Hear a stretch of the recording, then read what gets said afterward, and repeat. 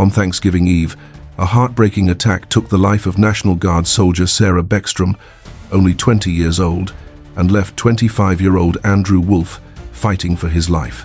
Just hours later, former President Donald Trump appeared on camera and declared that this tragedy proved America must completely shut its doors to third world countries. A statement that sent shockwaves not only across the nation, but around the world. However, everyone understood Trump's underlying implication. When he said, third world countries, he was referring to African people. Because of that, the discussion was no longer just about security or immigration. It touched the dignity of an entire continent, and one African leader refused to let those words pass in silence. This is why President Ibrahim Traoré of Burkina Faso felt compelled to speak out. And the questions that arise are, could Traoré's response reshape the relationship between the United States and Africa? And could Trump's statement push America into a new diplomatic confrontation? If you want the full story, hit like and stay with us for every unfolding detail.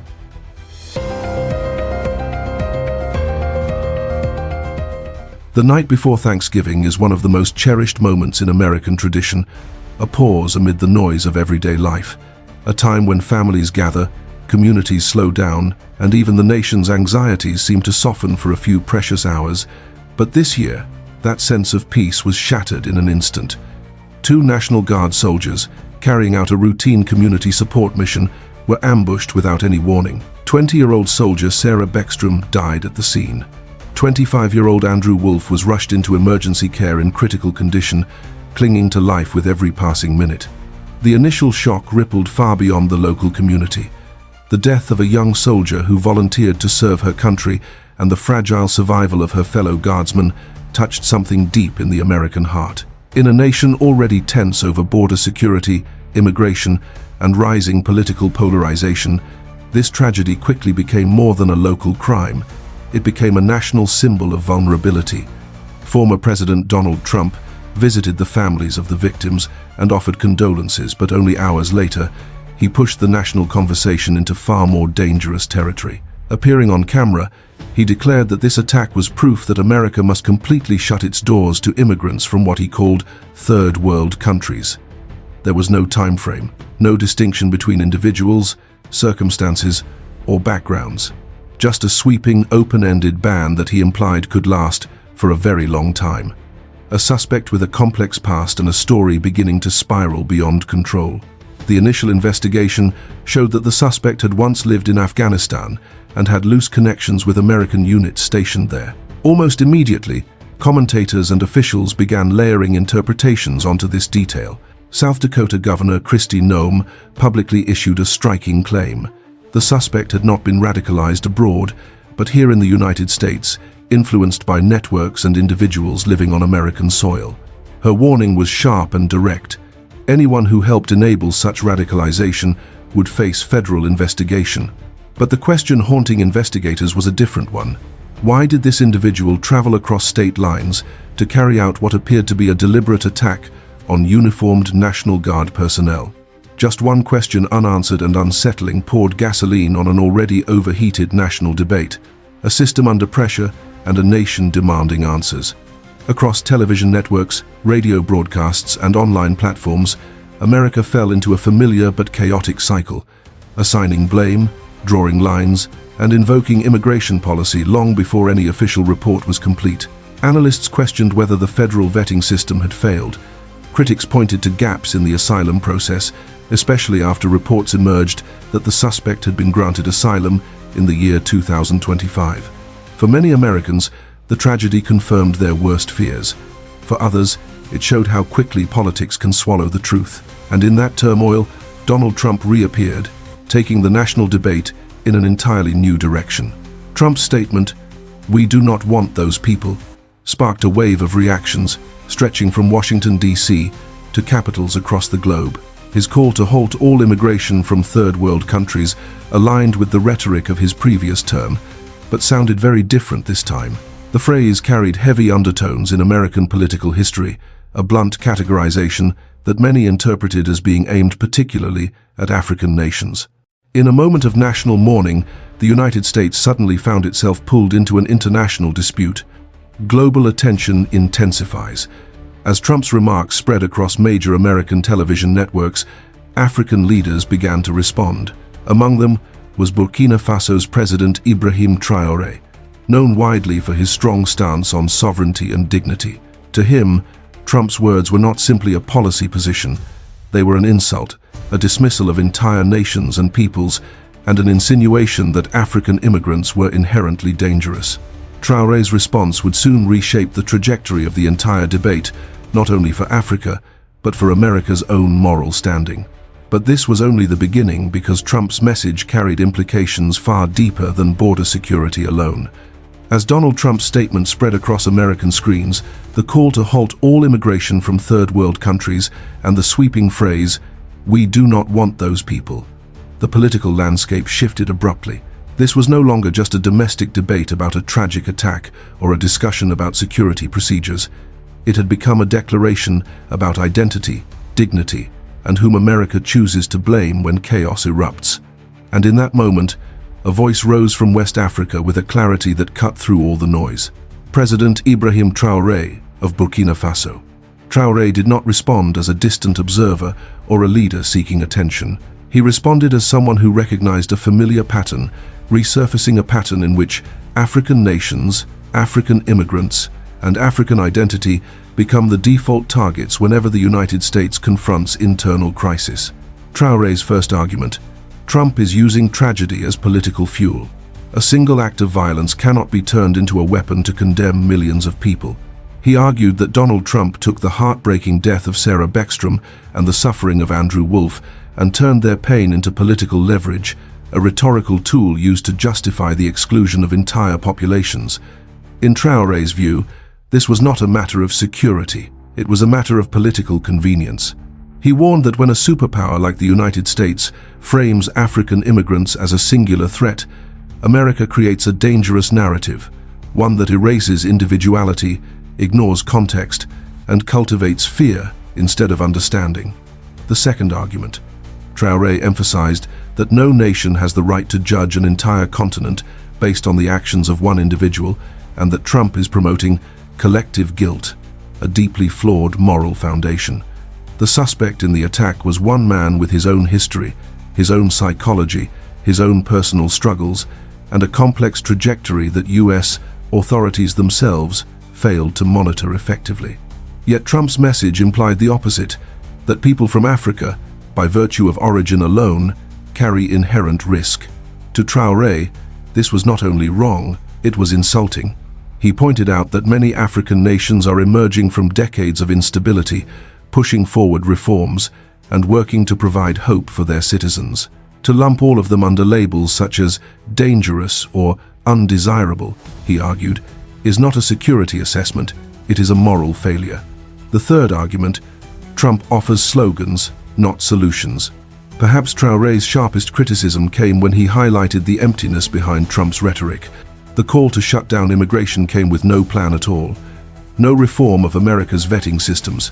No expansion of intelligence cooperation with African governments. No proposals to identify or prevent radicalization. No strategy to support stability in regions that generate refugees. According to Traoré, shutting the door is not a policy, it is an evasion. The United States, he said, cannot claim leadership while refusing to confront the realities of global security and the roots of extremism. Traoré's statement triggered widespread expressions of support across West Africa and beyond. Commentators in Senegal, Nigeria, Ghana, and Mali all voiced the same concern. Trump's words did not merely target dangerous individuals, they insulted entire societies. News outlets across the continent asked a troubling question: if the United States dismisses us so easily, why should we view America as a partner? This was more than a matter of pride, it was a geopolitical warning. However, Americans felt the fracture widening. In the United States, some praised Trump's uncompromising tone, seeing it as a display of strength. Others mourned the way genuine grief was being reshaped into suspicion and hostility. Religious organizations, veterans groups, and civil rights leaders urged Americans not to blame the innocent for the actions of a single person. They warned that once fear is unleashed, it rarely remains contained. Traoré's voice calm, clear, and unafraid, forced many Americans to confront an uncomfortable truth. The debate had moved far beyond questions of safety. It had become a test of the nation's moral compass. But Traoré's argument did not stop at moral criticism. He exposed a flaw within America that few have dared to confront. When President Ibrahim Traoré challenged Donald Trump's rhetoric, he did not only defend the dignity of African nations, he also redirected the global spotlight toward the issue that nearly everyone in Washington preferred to avoid: the long-standing failure of America's own vetting and asylum system. For years, the United States has struggled with outdated procedures, understaffed agencies, and widening blind spots as application numbers surged. And in the case of the Thanksgiving Eve attacker, those failures were no longer hypothetical, they had become deadly. Several agencies had reportedly flagged concerns about the suspect. Signs of psychological instability stretching back years, inconsistencies in documents, and gaps in international data, matching especially at transit points where biometric systems had not been updated. Yet none of these warnings prevented the asylum approval issued in the year 2025. Traoré seized on this detail because it revealed something deeper. It was not the suspect's birthplace that failed America, it was America's inability to assess risk correctly. He emphasized that until U.S. agencies modernize their vetting system, similar tragedies could occur regardless of where an applicant comes from, and blaming Africa would solve nothing. As the political debate intensified, Americans found themselves caught in a narrative that distorted the real issue. Two dangerous misconceptions spread widely: foreign equals dangerous, and Africa equals instability. These ideas created fear within immigrant communities and frustration among those who recognized the irresponsibility of such oversimplification. Civil rights organizations reported an increase in complaints from African immigrants facing harassment at workplaces, airports, and public spaces. Pastors and community leaders urged Americans to remember that justice cannot exist without fairness. Meanwhile, veterans groups, including former National Guard members, warned against turning a tragedy into a political weapon that divides rather than protects the nation. Those who had served alongside Beckstrom and Wolf understood well that America's strength comes from refusing to surrender to fear.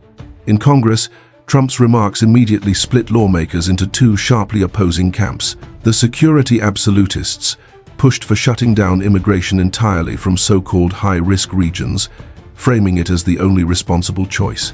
The constitutional realists countered that collective punishment violates American values and would not improve safety if the vetting system remains flawed. Any effort to discuss reforms was drowned out by sensational headlines and partisan attacks.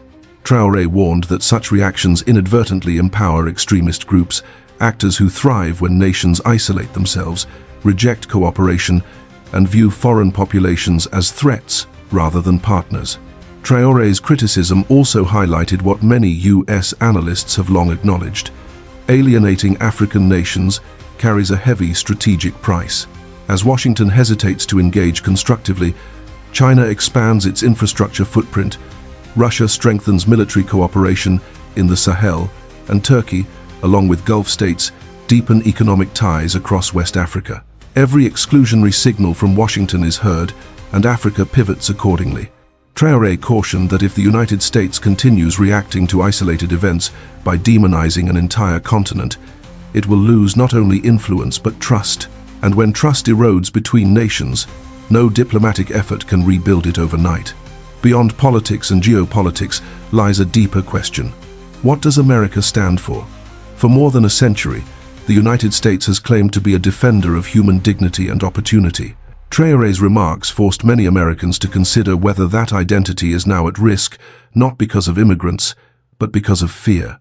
As families mourned Beckstrom's passing and prayed for Wolf's recovery, Traoré reminded Americans that compassion and justice are not opposing forces.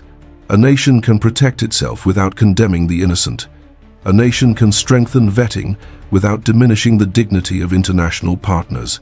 His message resonated because it urged Americans to rise above the instinct to blame and instead demand accountability from where it truly belongs, within the very system designed to protect them.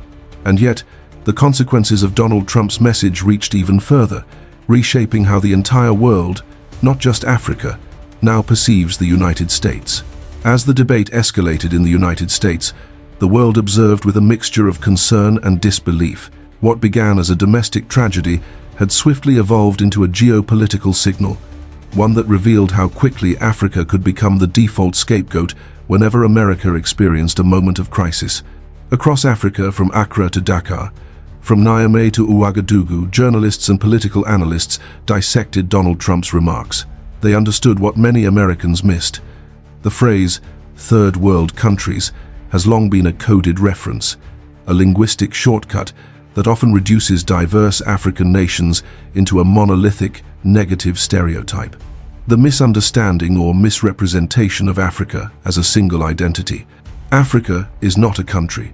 It is a continent of more than 50 nations, each with its own history, cultural identity, strategic interests, and economic trajectory.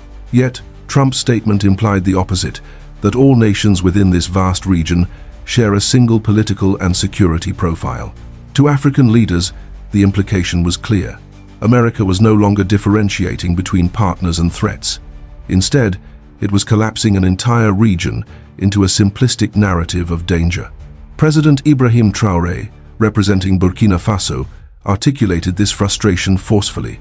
His response was not merely about dignity, it was about accuracy.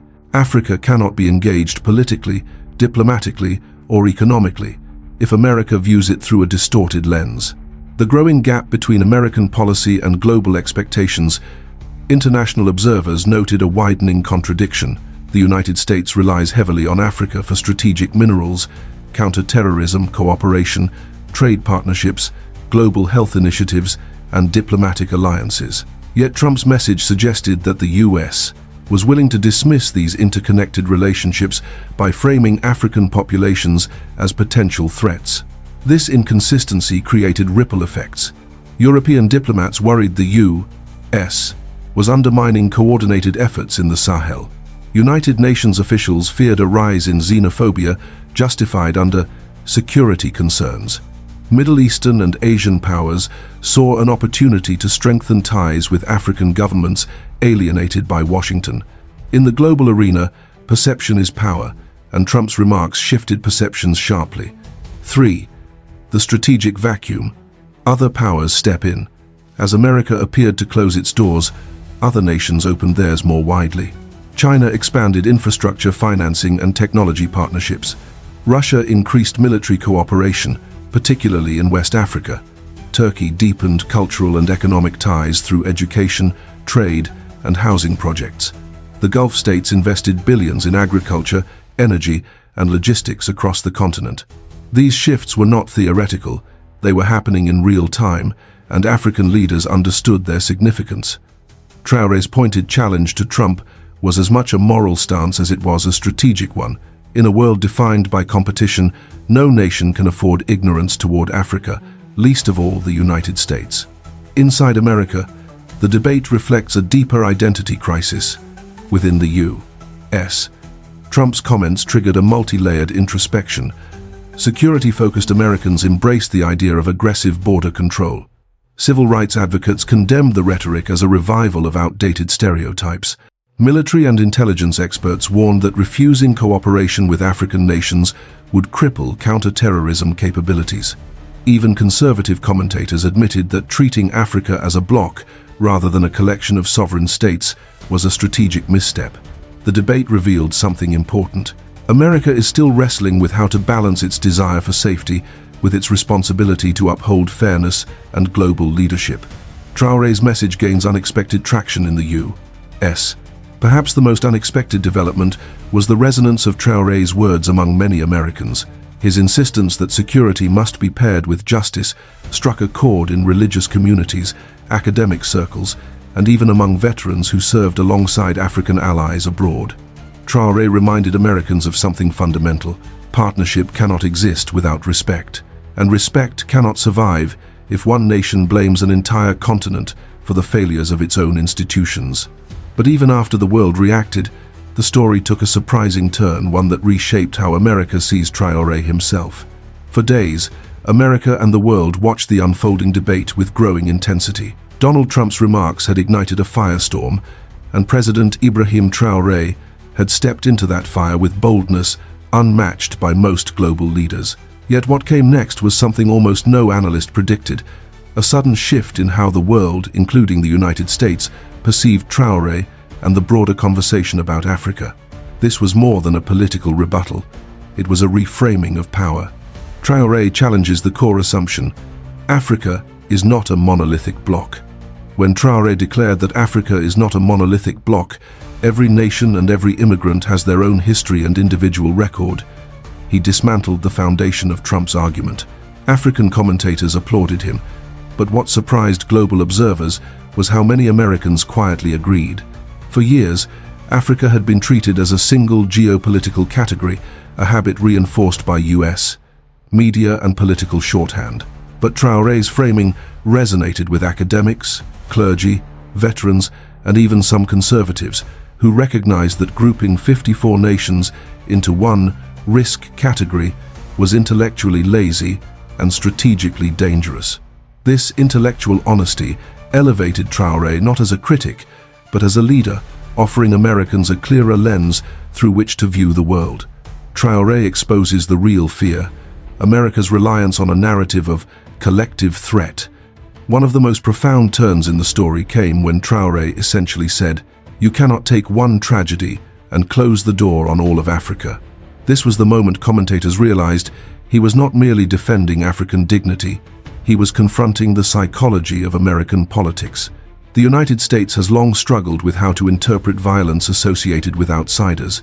Throughout American history, waves of immigrants, Irish, Chinese, Italians, Central Americans, all endured periods when isolated crimes were weaponized into narratives of collective guilt. Traoré's critique revealed that this instinct was still alive, and that security cannot be used as an excuse for systemic discrimination. Suddenly, the narrative flipped. Instead of asking, "Why is Africa a danger?" many began asking, "Why does America still blame entire groups when systems fail?" The diplomatic twist: African nations unite behind Traoré. Traoré's calm but firm message galvanized leaders across West and Central Africa. What began as an individual response quickly evolved into a subtle diplomatic coalition. Officials from Ghana, Senegal, Nigeria, and Mali echoed his sentiment. The United States must not allow domestic politics to turn Africa into a rhetorical punching bag.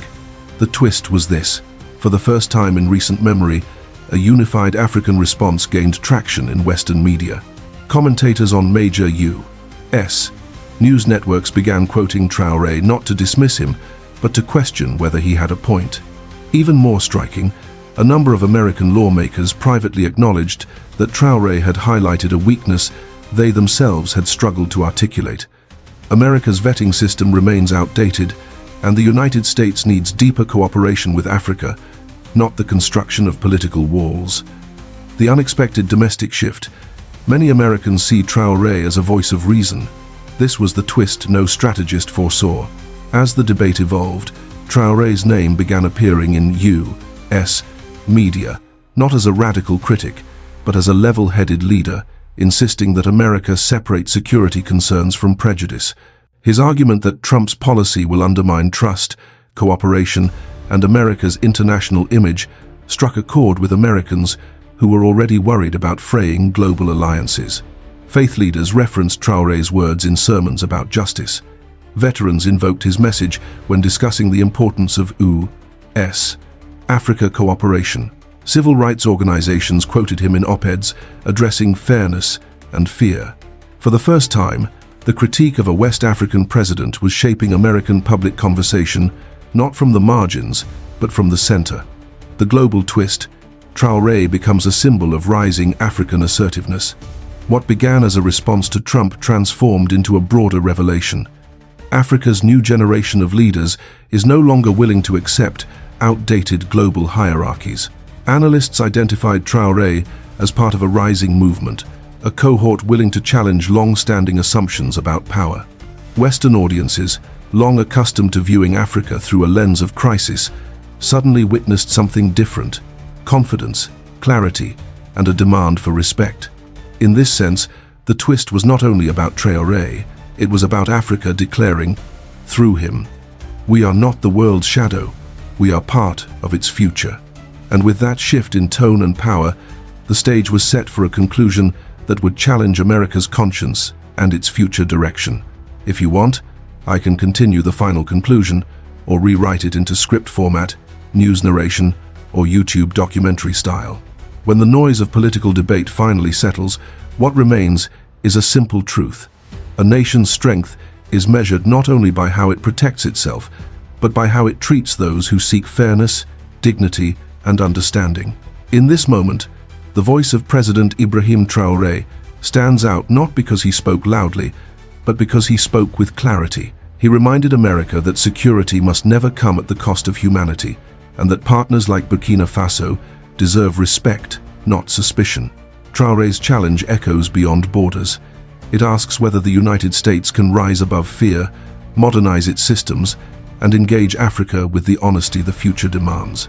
It calls citizens to remember that leadership is not built through exclusion, but through cooperation, a message now recognized even in global Africa news coverage. The story does not end with division. It ends with a choice. As Traoré said so powerfully, we do not ask for permission to be free. We stood up and claimed it. Freedom, dignity, partnership. These are values worth defending on every continent. If the spirit of Ibrahim Traoré touched your heart, share this story. If you believe Africa deserves its rightful voice, subscribe to join this journey. May courage guide Burkina Faso, Africa, and America.